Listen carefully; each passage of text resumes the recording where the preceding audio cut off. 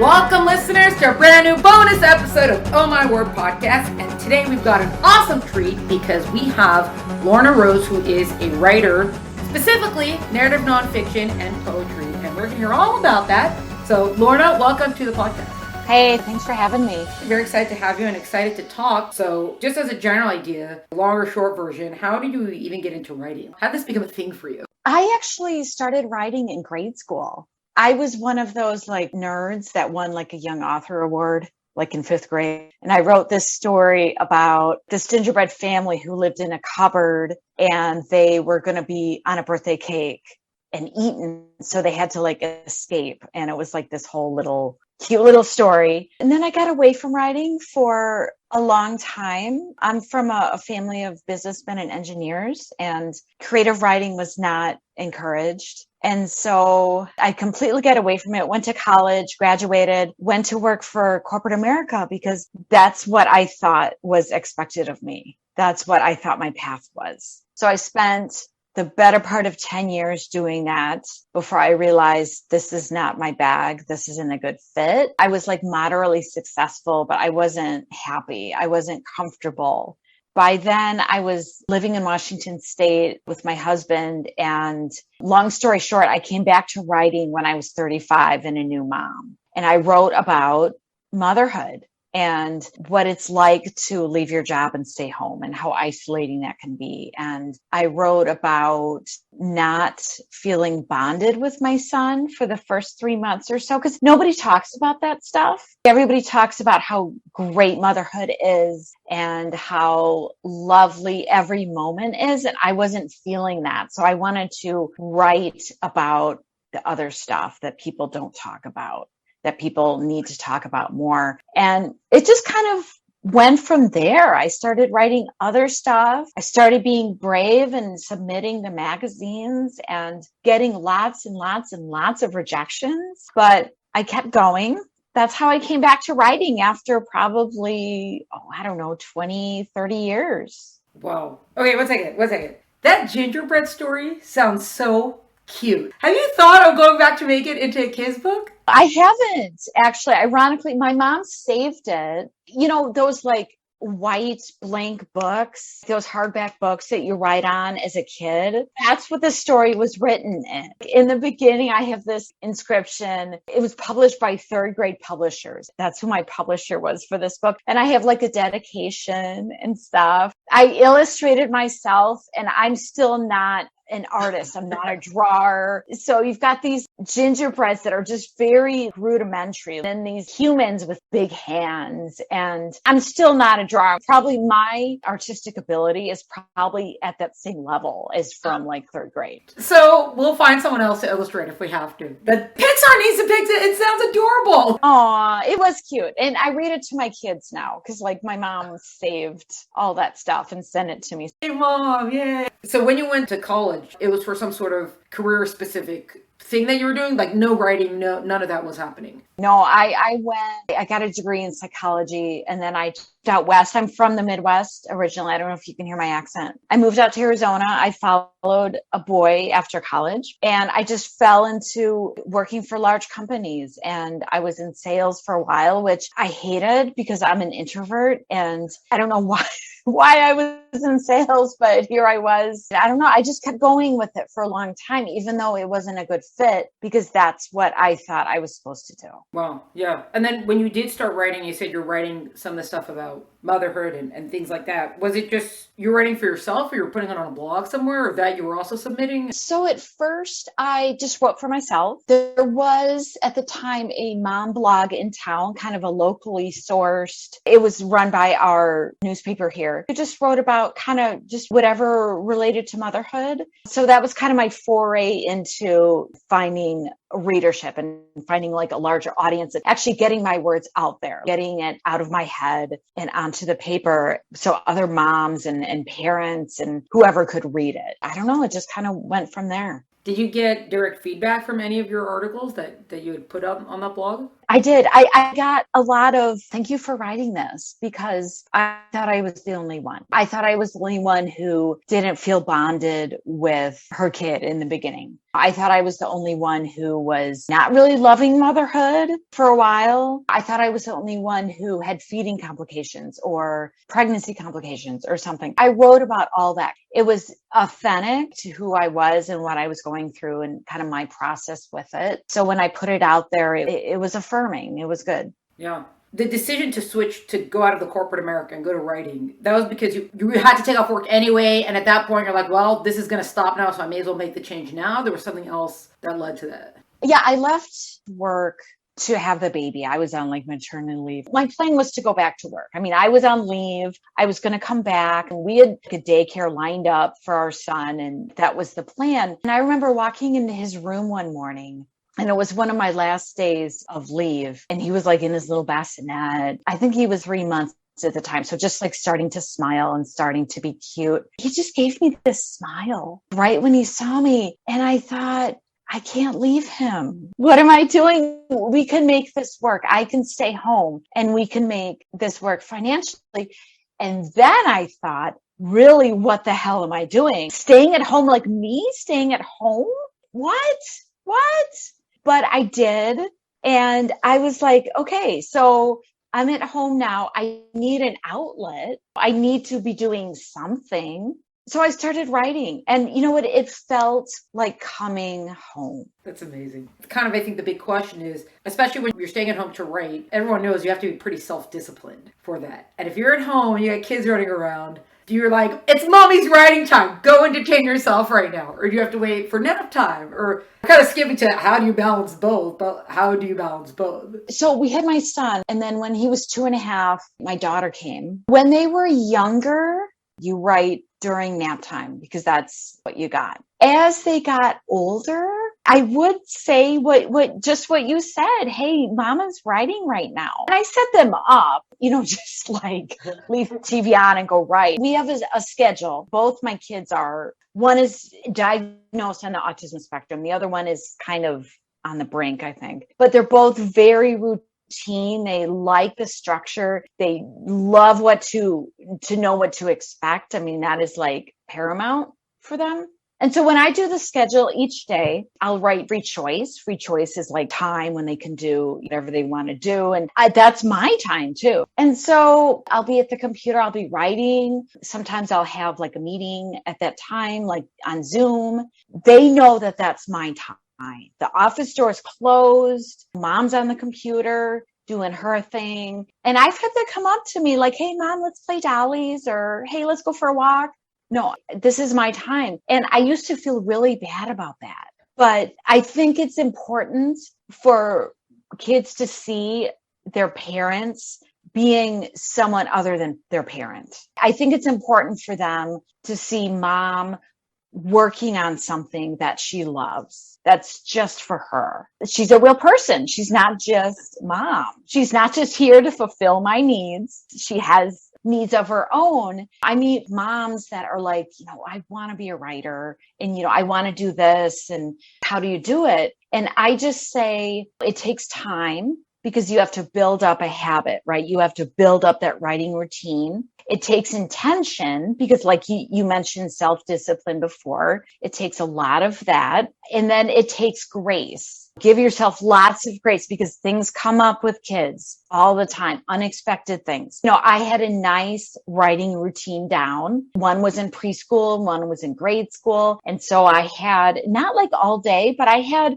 a good chunk of the day. I had a good few hours to write every day, which was heaven. And then COVID happened. So suddenly everybody's home and, nobody knows what's going on. Like schooling is just crazy. So there's got to be built in for that. It is easy to get discouraged, especially in the beginning with like, I can't find time to write. That's easy, but it does take that time and that discipline to establish that habit. Another tool I used is muscle memory. So I started writing my memoir when my daughter was born. I used to joke, oh, what better time to start writing a book? I've got a newborn and a 2.5-year-old. But I do think it was because I needed something for me. I needed something that was just totally mine, that I didn't have to share with anybody. It was just mine. So I did that. And I remember trying to get into the habit of writing. And most of my writing took place after the kids went down for the night. And I was not one of those like early morning risers, like a 5 a.m. writers club or anything. That's not me. That sounds exhausting to me. You have to find a balance to that because your kids are only young ones. They only have one childhood, and these moments, they don't come back. So you need a balance. Like I remember upstairs nursing my daughter for the night, and then I was going to put her down. I was really like had this urge to write this particular scene in my memoir. And that's all I kept thinking about. I was like, I'm going to write a scene tonight. Yeah, it's going to be great. And so I'm here with this baby and I'm like, hurry up. I know this is great. This is a bonding moment. It's special. You're not going to want to nurse forever. And I love it, but I got to go write. I got to go do this. And so there's that too going on, and you gotta roll with it. And then just to ask, when you did start submitting to magazines and you started branching out, still mom stories in particular that you were writing about, or by then you're starting to write all kinds of stories? All kinds of stuff. But it was motherhood in the beginning that I was submitting. And actually remember, Literary Mama it's a lit mag about motherhood. And they accepted, it was like my first acceptance. It was a poem about motherhood. And that gave me a lot of encouragement. It's always nice to get an acceptance toward the beginning, because then you just feel you can get through the rejections a little bit easier. But then I started branching out to other topics, not just motherhood, but I wrote about just complicated relationships I've had in my life, resilience, like coming back from abuse, from hard times. Wow. Where did the poetry come from? Because you're saying you're kind of starting to write again, but it seemed like mainly doing the narrative nonfiction, a lot of personal stories, just because you thought of a poem, or like this particular piece, I felt it just sort of lent itself to a poem. I don't know. It just kind of came out as a poem. It didn't come out as prose. It just sort of, I don't know, like, oops, there's a poem. Yeah, but you're right. I mainly write prose. That's kind of my bag. Going to the memoir for a second, was there a particular reason you chose memoir versus writing? Well, like you could have written anything. I used to live in Southern California, and I was a typical LA party girl. I was hitting the clubs every weekend and the bars. And I mean, that whole scene, I wanted to be like discovered. I was completely starstruck and went to great lengths to make sure other people noticed me. Long story short, I ended up leaving that life to serve on a trail crew in rural Alaska. Like work chainsaws, pickaxes, camp. I mean, the whole scene. Wow. And so that's mainly what my memoir is about. So before I started writing it, I would meet people and I would kind of tell them my story a little bit. And they'd be like, wow, that's so interesting. You should write about that. And so I am. So here I am. So now you're kind of balancing the short stories and the memoir at the same time? Yeah, I'll write personal essay. I'll write and publish personal essays and then some poetry. But my first book length work is the memoir. Yeah. Wow. Is that kind of weird or hard that you're moving now to like a full length book instead of writing either a poem or short story? Or do you feel like each chapter becomes its own short story sort of thing? It is a different animal. It took a while to make that switch mentally. Like I worked with someone. I worked with kind of a writing coach. At first, I would turn in these chapters to him. We would meet and he would give me feedback. And then I would go back and rewrite these chapters and turn them in again. And I did this a couple times. And he's like, Lorna, you got to give me more. This isn't like school, like you're turning in an assignment. You need to just keep going. You got to build the momentum if you're going to make it through this book. Are you pretty far along at this point, or are you still like, oh no, so much left? It's kind of been interesting. So I spent 4 years, the first 4 years of my daughter's life writing my memoir. And I wrote it as a straight memoir. I mean, it read like a novel. I had scenes and dialogue and characters and like the whole bit. Again, I thought that's what you were supposed to do. When you write a memoir, you just write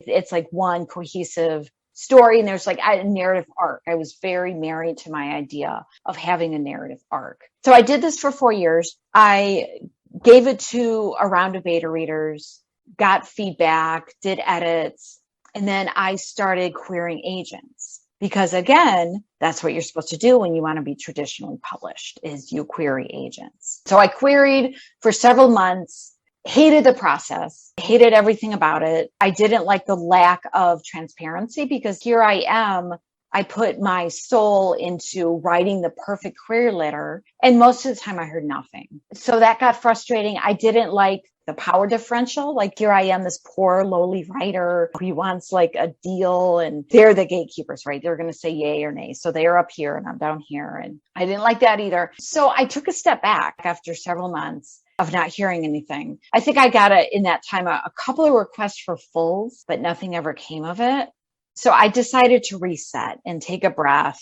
And at the same time, well, a couple of things happened about that time. I discovered small presses, and I had a few friends who had published through small presses and just were very happy with the process, and their editor was awesome. Small presses just seemed like a better fit for me and my personality and my goals. So I put them on my radar, and I started researching small presses. About that same time, I had been reading a lot of essay collections at that time. Like, I read Trick Mirror, which is by Tia Tolentino. It was a bestseller. It won some awards. It's a phenomenal book. It's kind of commentary on our social media and our narcissistic society. And then I also read Leaving Isn't the Hardest Thing by Lorna Rose. So I just finished reading those. And so kind of essay collection was on my mind. And one day I thought, you know what? I write essays and I publish essays, and I'm good at it. I enjoy writing them. I like my voice in essays. Why don't I turn this into an essay collection? Because whatever I was doing in my memoir was not working. I actually had gone back about the same time and looked at my manuscript with fresh eyes, and it had been at least a year since I had really touched my manuscript. And I realized my story was boring. I had written it like I was like a famous person, and why wouldn't you want to know about me? And there was no hook. There was no signal to the reader or like an indicate, like, oh my God, I got to keep reading this book. There was nothing like that.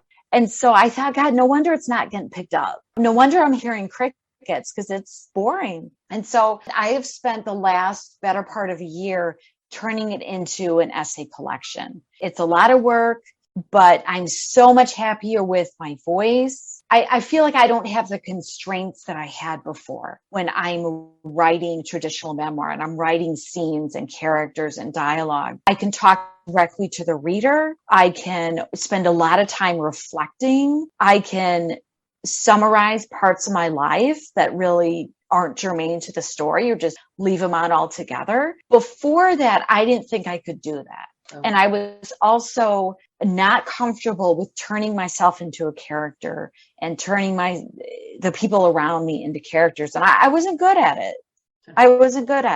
Like, it's such a big thing to have to acknowledge changing something that you spent so much time on. But then when you're so much happier with it, it's like, worth it. I'm glad I did this. Yeah, like I still have the old manuscript, and I just look at it and I just cringe. I'm like, oh my God, this wasn't even my best writing. But at the time I thought it was. Like, at the time I'm like, oh my God, they're going to love this book. It's going to be a bestseller. I think my craft got better as I went along, which is great. It's overall a great thing, but it can be problematic if you're working on several years worth project, kind of your craft level improves in that time. It's like, and then you've got to go back and fix old writing and stuff. So it's a little bit complicated, but I'm very happy with how things are progressing at this point.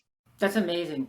I did actually want to go back to ask, when you were saying that originally when you were kind of structuring your day, so yeah, you'd be writing, let's say during nap time or something. I've heard people say that when the baby naps, that's your time to nap because, mothers are so tired. Were you not sometimes sitting at your computer and just falling asleep? Was that a part of the challenge a little bit? Yeah, I'm glad you brought that up because it's not as simple as how I made it to be. So my daughter was a horrible sleeper. Seriously, for the first 4 years of her life, she had a couple medical things going on, but she would be up multiple times a night. It was horrible. I don't know how we got through that time. It was just awful. I definitely hear that balance. Nap when the baby naps. That is good advice. Take care of yourself first because you can't write your best work. You're like falling asleep or whatever. So there is definitely a balance there. And that's a very individual thing. Sometimes I'd split up my time and I'd be like, all right, I'm going to nap for 10, 20 minutes and then I'll go write. Like I'll take a little cat nap and then I'll go write. That kind of also, like you've mentioned, grace, that sort of comes in to know, like, you need to take your nap now. Just have your nap. Yeah, for sure. It's always a balance. Parenthood is a balance as it is, but then you stick writing in there and you want to create while parenting. It's even more of a balance. What I do is I sit down Sunday night with my planner. I have a paper planner still because I'm old school. I don't use my phone. It just doesn't work for me. And I map out my week. And I'm like, okay, Monday I'll spend some time maybe batching reels for Instagram or something. I've actually not made a reel on Instagram yet, but like as an example, Tuesday I need to edit chapter 13 or whatever. Wednesday I'm going to do this. Thursday I'll write a blog post, whatever. I like to keep it a little bit loose. I mean, that's kind of my overall structure. But if I wake up Monday morning and I'm just like, oh my God, I really want to edit chapter 13 today. I'm really feeling it. I'm going to switch them out. If I'm inspired to do something, I'm going to do that task. I like to front load in the week. So the big tasks, maybe the tasks I'm not necessarily looking forward to, I just want to get them done and over with. So maybe that's like a Monday, Tuesday thing. Also, things happening with kids. Daughter wakes up sick or something happens like that. And you've got to kind of rearrange things a little bit. And that's okay. As long as you keep going. Yeah, it's so true. Okay, now going back to the memoir for a second. Have you contacted any press about it from where it is now? Or you're still kind of working on it before you could get to that point? I've gotten some interest. I've got 2 presses that are waiting for the finished product, which it just adds to the pressure. It's like, I got to get this done. So there's that. And then there's one of my dream presses. God, I would love to be published with them. They literally have an open reading period, like for a day, like this whole year. So we'll see how that turns out. But small presses, just the whole process just feels friendlier to me. And it feels more personable, and you're a person, you're a writer, you're not a potential sales figure, you're an actual person doing creative work. And that feels really good to be regarded as that. Do you query, it's just called an essay collection now? Is it essay collection memoir, or how do you kind of... Essay collection. Yeah, or I've also heard the term memoir and essays. Well, because isn't the thing of an essays, and this might just be a misconception, but does that kind of not automatically entail that that's a personal viewpoint experience sort of thing, and versus like a short story or a historical anything? Usually essay means personal, means narrative nonfiction. So yeah, an essay collection is usually regarded as memoir. Oh, so in the cataloging, they'll call it like a memoir. Like will be one of the things they'll take off. Yeah, and they'll shelve it usually with other essay collections or other memoirs. That makes sense. Yeah. If you've written either just regular narrative nonfiction or short stories versus an essay, how do those kind of like line up to each other? As far as, is the essay length usually kind of the same thing as a short story? So it's sort of the same thing, you're just not making your characters up, or? Yeah. When you write an essay, you want to have tension. You want to have some sort of narrative arc. I think voice just can make all the difference. Having a good voice, being able to draw the reader in and talk to the reader and be accessible. I mean, those things are important to me. Would you say that essay allows for, or kind of encourages more of like a stream of consciousness versus usually a story has to have some sort of where are we getting to, but an essay doesn't necessarily have to have that, because it could just be about the voice means that I'm just coming along for this. I don't necessarily have to know that we ended up somewhere. We just went, like, you can just go on a walk that's, okay, it's still point A to point B, but it's not very specific about the point A to point B. More about the style and the tone and etc. Versus sometimes the story is more about what the end point is going to be. Yeah. So an essay, I love it so much because I've been able to talk directly to the reader, and I've been able to reflect with the reader and really bring the reader into my internal world. Whereas before, when I was writing scene after scene after scene, or character after character after character, there's really not a whole lot of reflection going on or bringing them into my inner world, at least how I was writing it. There was some confines there that I didn't like. I didn't feel like I was being authentic with the reader. Before, I felt like I had to write every single thing that happened in this part of my life that I'm writing about. I'll give you an example. I dated this jerk in college. He's in my memoir. I mean, he's not germane to the story, but like he's in there. He's someone important. And before, like I wrote a scene about, we had this big fight and he was accusing me of X and I was defending myself and blah, blah, blah. Like there was, dialogue scene, there was action. And now I can say that he was a jerk. I can just say that, and maybe like a point or two to illustrate that, maybe like a mini scene to illustrate how much of a jerk he was, but then move on. I don't need to dwell in this space. I mean, the reader really doesn't need to know all this stuff that I was telling him before. So that's been interesting. That's been an interesting process to go through. Yeah. Well, it sort of reminds me of when someone does a lot of research for something and then they're like, wait, I have so much knowledge, I want to put it in, but not all that knowledge is needed. So for you making this decision to either cut the scene or cut most of the scene and use just an adjective or brief description, is that just sort of a sense you have, or is it was much more specific than that of, this is not taking me to where I'm going with this part, so this has to come out? Yeah, so I feel like my writing in this current project overall is tighter. I'm talking again directly to the reader because I want them to know about this specific point that I'm making right now. And here's how it relates to my larger story. I feel like I can do that now. Whereas before it was flat, like the writing was flat and my voice was completely diluted. That added show, don't tell. I follow that to a T. And I don't think that's the best writing advice. I honestly don't. Is there something specific about it, or you just realize that that's not always true? I just sort of realized it because, like I said, my voice was diluted. I couldn't talk about my internal process with something. I just had to like show it. Early on in the memoir, I couldn't talk to my reader about X because character Lorna didn't know that yet. I ran into that. I didn't know of a good way to get around it. And so I had all these things going on that it was just not working for me. Well, I wasn't being true to myself as a writer or to my story. And I certainly wasn't doing justice by turning myself and everyone around me into characters. I think show don't tell, that phrase has been around forever, and I certainly think there's a place for it. Absolutely. It's just not my place. I do have scenes that are still scenes in my project, but they're not like, every chapter is a scene. It's nothing like that anymore. It sounds like something you'd use more for like a thriller maybe, because if you want to keep the action tight or something. If you're writing fiction, totally different rules, except for my cute little gingerbread story. I mean, I've never written fiction, so I don't, but I imagine the rules are way different. It's kind of like a same but different sort of thing. Because things that you're saying, I'm like, yeah, that makes sense, even though I predominantly write fictions. I think because also a lot of people, as soon as they hear nonfiction, they're like, no, boring. And it's like, no, it doesn't. That's not true. First of all, it's going to depend on the writer. And narrative nonfiction automatically opens up to being very story-like without it being fiction. Sure. Another word for narrative nonfiction is creative nonfiction. CNF is what they call it. Typically, actually, what that genre or subgenre is referred to. It's creative nonfiction. I don't know. I like narrative better because it emphasizes a story. It emphasizes moving through the essay or moving through the book.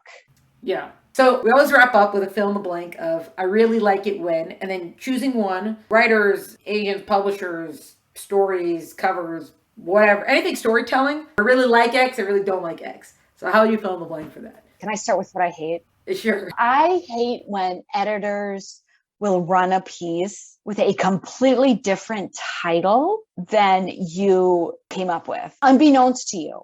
Like They didn't even run it by you. They just run it with this different title. And that's happened to me a few times. And it's not even like, in the ballpark of my original title. It's like way something different. And I'm like, no, like I chose this title because this is the reflection of what I wrote. It's just this completely different title and they don't even tell you, but that's not uncommon. That happens quite a bit, I hear. So it just happened to me with a short story.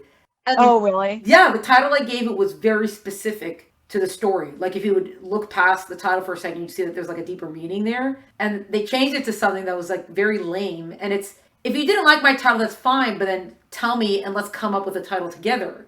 That was kind of like my reaction to it. Because, they're still the editors, they might have a sense for wherever the readership is. But it's like, at least ask me and let's talk about it. So I really love when a seasoned writer is encouraging and generous to newer writers. I think that's awesome. I think that's what makes community. That's what builds community. And there have been so many generous writers in my journey and editors. I mean, it's lame to say, but I wouldn't be here today. I wouldn't be working what I'm working on if it weren't for these generous folks. So I really like that. And I try to give that back too. Amazing. There's so much gratitude and appreciation for that. Absolutely. Very good. I want to end on that. It's so good. It's so good. Lorna, thank you so much for your time today. I'm really glad we got a chance to speak. Yeah, thank you, Esther. This is a great show you have. This was a bonus episode of Oh My Word podcast featuring writer Lorna Rose. To find out more about Lorna and her work, please visit the link in the episode notes. To find out more about Oh My Word podcast and keep track of all the great stuff we're up to, please follow us on Instagram at Oh My Word podcast and check us out at eltenenbaum.com. Music is by Tim Burke. Thank you so much for joining us. Catch you next time.